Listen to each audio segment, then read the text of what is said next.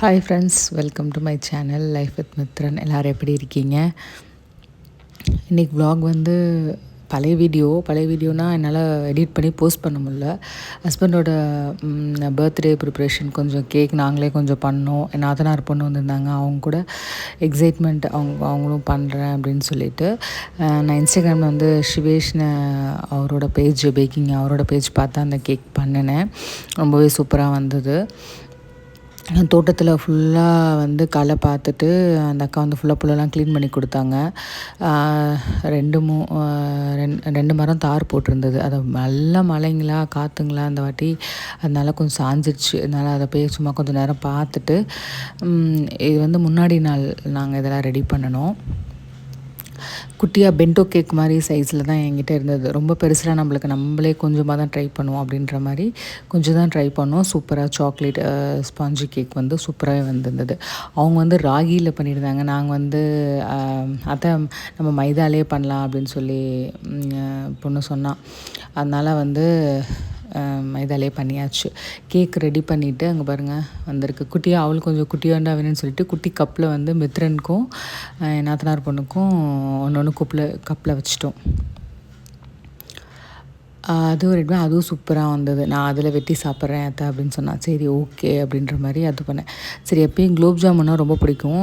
லிமிட்டடாக தான் ஸ்வீட் சாப்பிடுவாங்க, selective sweets தான் சாப்பிடுவாங்க, ரொம்பலாம் ஸ்வீட் சாப்பிட மாட்டாங்க. அதனால் வந்து இந்த வாட்டி பிஸ்கெட்டில் வந்து குலோப் ஜாமுன் பண்ணேன். சூப்பராக வந்திருந்தது.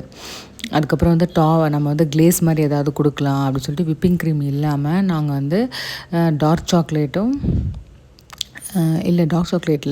வீட்டில் இருந்தது. ஆனால் பாப்பா வந்து மில்க் சாக்லேட்டே பிடிக்கும், மில்க் சாக்லேட்டே கொடுக்கலாம் அத்தை அப்படின்னால மில்க் சாக்லேட்டு கொஞ்சம் ஃப்ரெஷ் க்ரீமும் ஆட் பண்ணி சும்மா நம்ம வந்து நட்ஸ்னால் ரொம்ப பிடிக்கும், பீனட்ஸ் ரொம்ப பிடிக்கும்.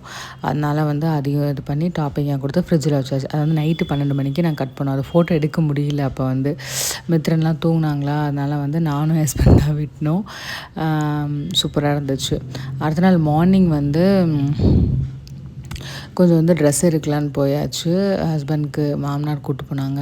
அங்கே அப்படியே பாப்பாவுக்கு, மித்ரனுக்கு, எனக்கு அப்படியே எல்லாத்தையும் ட்ரெண்ட்ஸ் போனோம். அப்படியே வந்து அதெல்லாம் கொஞ்சம் பர்ச்சேஸ் பண்ணிவிட்டு ஈவினிங் தான் கேக் வெட்டலாம் அப்படின்ற மாதிரி பிளானு.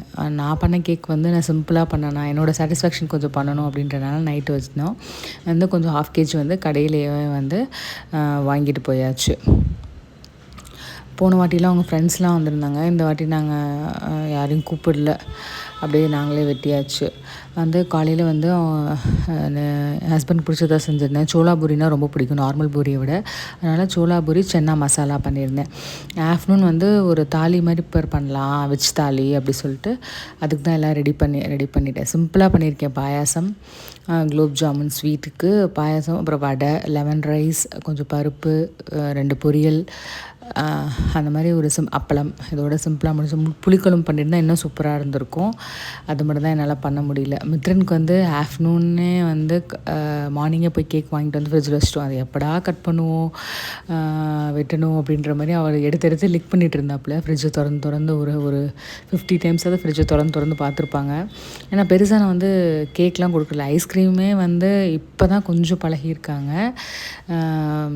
3.5 வயசுக்கு மேலே ரொம்ப ஸ்வீட்லாம் நான் கொடுத்ததே இல்லை. சாக்லேட்டே நான் வந்து வெளில சாப்பிடக்கூடாது, நான் பண்ணித்தரேன் கண்ணா அப்படின்னு சொல்லிட்டு தான் நானே தான் பண்ணி கொடுத்துட்ருக்கேன். பிஸ்கெட் எப்போவாவது 50-50 எப்போயாவது ஒன்று வாங்கி கொடுப்பேன். மற்றபடியெல்லாம் நான் எதுவுமே வாங்கி கொடுக்க முடியல.